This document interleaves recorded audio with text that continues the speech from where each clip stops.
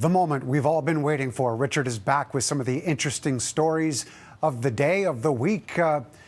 People play the lottery for decades, Richard, without winning a thing. This story I love because it involves an Ontario teen that made it happen. And it played out right behind you at OLG headquarters at Yonge Dundas today, Mark. 18-year-old Juliet walked into the OLG headquarters today and picked up her check for $48 million. Wow. Here's the backstory, Mark. Back on January 7th, Juliet, she was in her hometown of Sault Ste. Marie and in a convenience store. And her friend said, "Hey, you've never bought a lottery ticket. You just turned 18. Why don't you buy one?" She says, "All right." She didn't know how to do it. Called her dad, who said, "Honey, just ask for a 649 quick pick."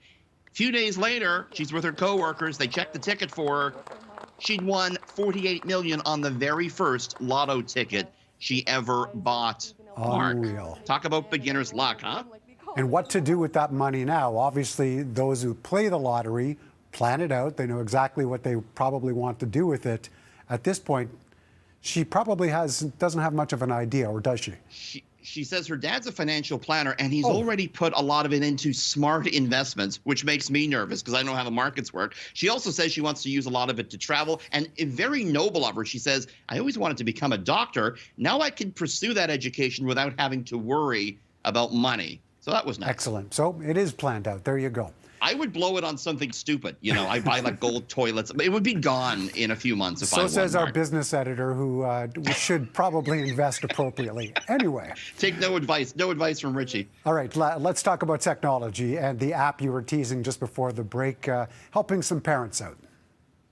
Yes, it's just what we needed, or did we, Mark? It's a new diaper that sends you a text message when it's full, when your baby has wet the diaper or done something else in the diaper.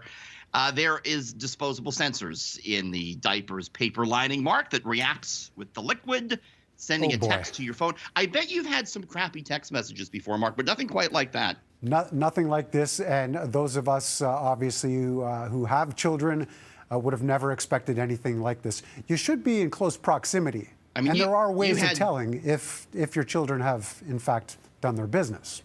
Like your nose. Indeed.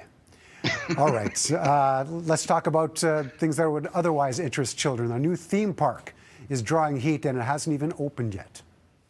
Yeah, this is out in Universal Hollywood. I said Disney before the break. My bad. This is Universal Hollywood, and this is Mario World. We talked about this a few weeks ago. It looks just like you're in a Mario game. They got the life-size tunnels, the mushrooms that you jump on. There's even coins to collect, just like in the Super Mario games. Anyways, one of the big rides at this new park is a life-size real version of the Mario Kart game.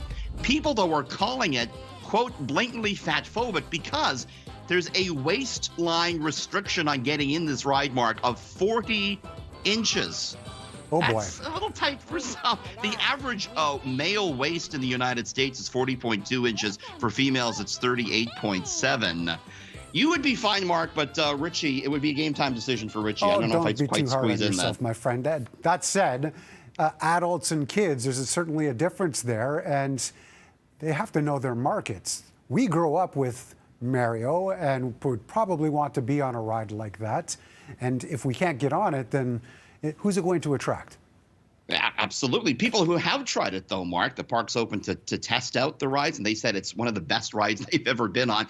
If you could squeeze in, it's fun, but might be a bit of a challenge for some of us, Mark. Sounds like fun. All right. Have a great weekend, Richard. Appreciate it. See you. Thanks.